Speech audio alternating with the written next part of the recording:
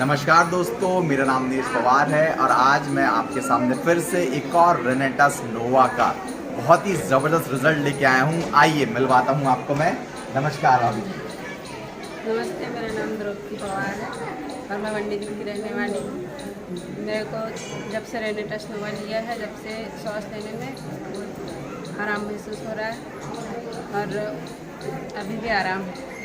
मतलब पहले आपको क्या सांस लेने में दिक्कत होती थी? चलने फिरने में सांस भर जाती थी। सांस भर जाती है। देखिए कितना ज़बरदस्त रिजल्ट है, तो थैंक यू। और बिट्टो को भी प्रॉब्लम थी, प्रॉब्लम थी तो उसका भी तो आराम हो बिट्टो आप थोड़ा बताइए ना।